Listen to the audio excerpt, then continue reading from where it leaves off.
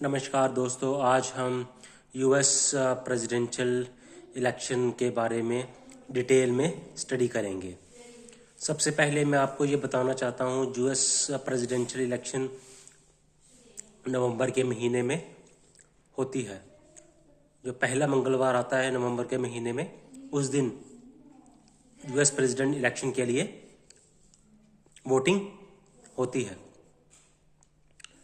तो मैं सबसे पहले आपको बताऊंगा इलेक्टोरल कॉलेज में आते हैं हाउस ऑफ रिप्रेजेंटेटिव्स और सीनेट। हाउस ऑफ रिप्रेजेंटेटिव में 435 मेंबर्स होते हैं और सीनेट में 100 मेंबर्स होते हैं। जैसे कि आपको ये जानकारी होगी कि यूएसए में टोटल 50 स्टेट्स हैं।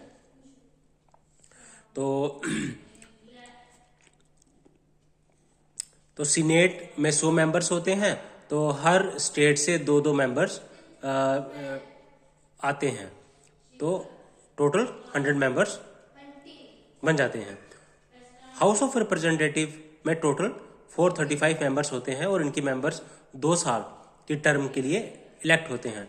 लेकिन सीनेट के मेंबर्स जो है वो 6 साल की टर्म के लिए चुने जाते हैं।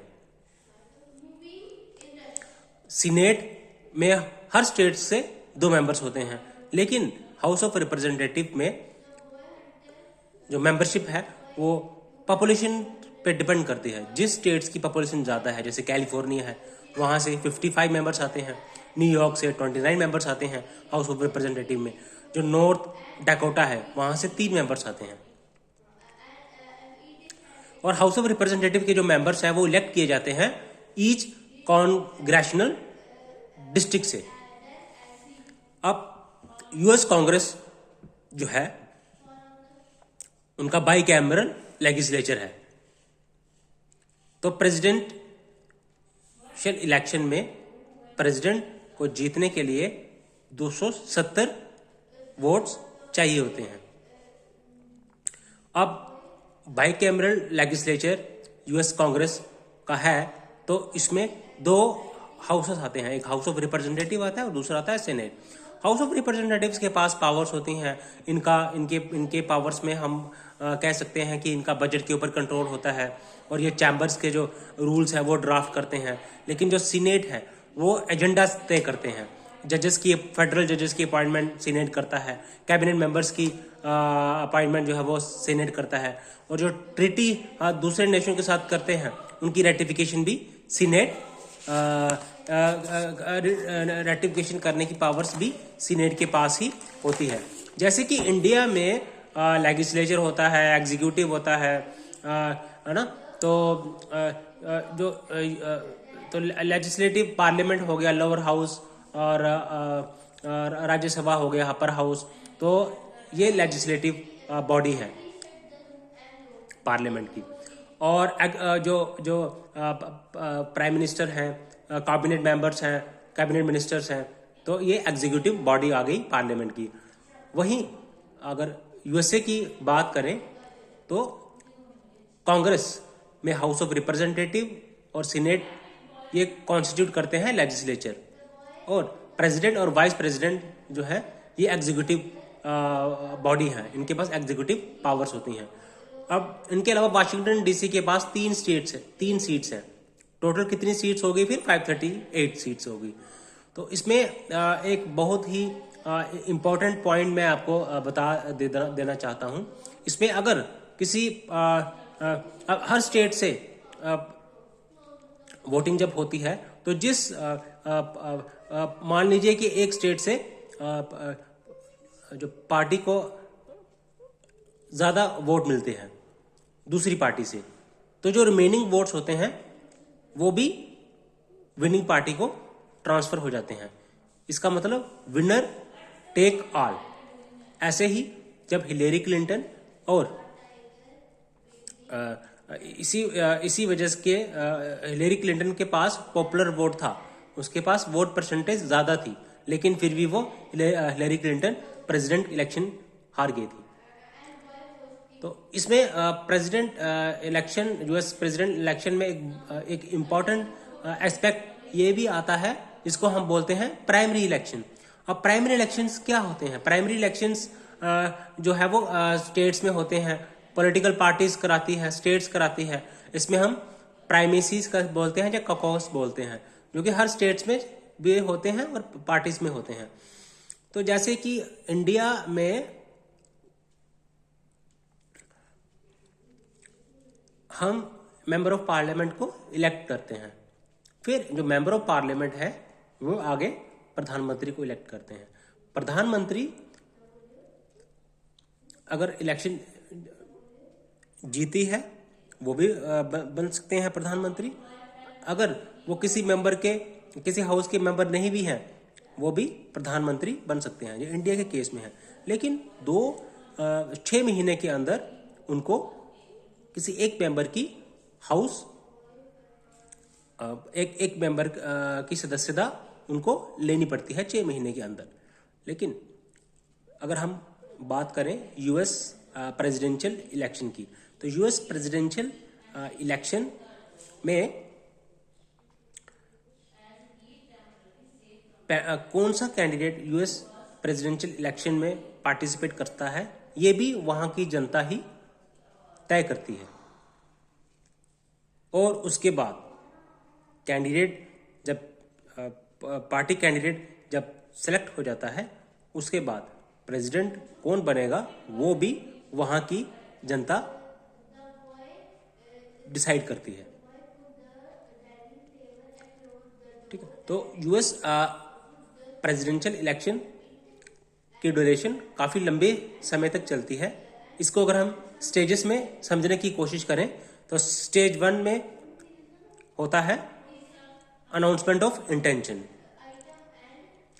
इसके बाद स्टेज 2 आती है जिसमें प्राइमरीज एंड कॉकसेस कंडक्ट की जाती हैं स्टेट्स में, स्टेट्स द्वारा की जाती है और पॉलिटिकल पार्टीज के द्वारा की जाती है। इसमें क्या होता है, लिस्ट बना दी जाती है कैंडिडेट्स की। प्राइमरीज और कॉकसेस में क्या होता है, लिस्ट बनाई जाती है कैंडिडेट्स की जो कि प्रेसिडेंशियल नॉमिनेशन कन्वेंशन में पार्टिसिपेट करेंगे। इनको हम दूसरी लैंग्वेज में डेलीगेट्स भी बोलते हैं।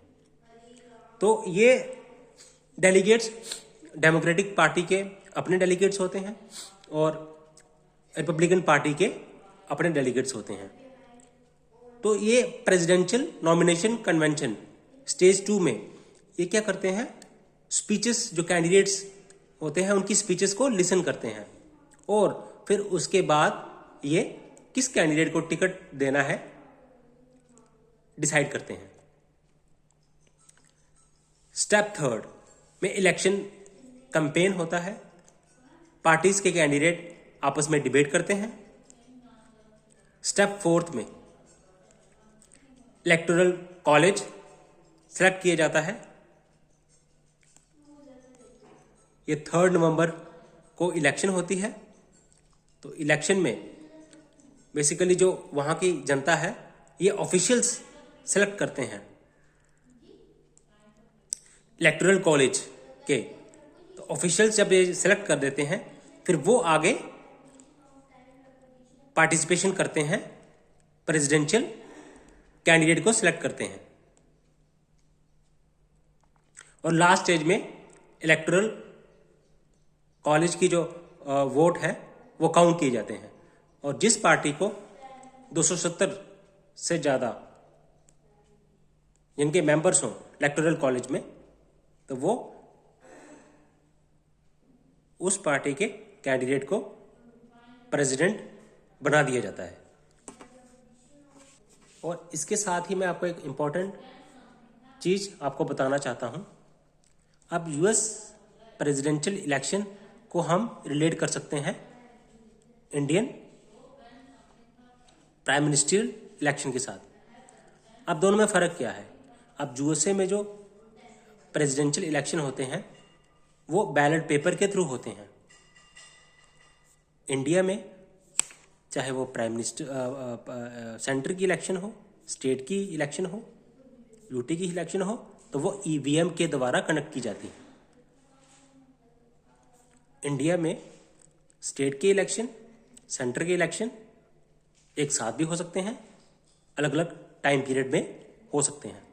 लेकिन यूएसए में चाहे वो सीनेट की इलेक्शन हो, चाहे वो हाउस ऑफ रिप्रेजेंटेटिव चुनना हो, गवर्नर को चुनना हो, तो एक ही टाइम पे इलेक्शन की जाती हैं। इसके अलावा एक और इम्पॉर्टेंट पॉइंट मैं आपको हाईलाइट करना चाहता हूं, इस पे ये है कि जो अमेरिका की जनता है वो किस कैंडिडेट को खड़ा करना है इलेक्शन लड़ने के लिए, ये डिसाइड वहाँ की जनता करती है।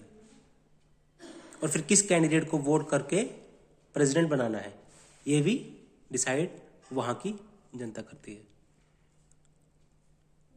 इंडिया में हम एमपीज तो चुनते हैं, हम प्रधानमंत्री भी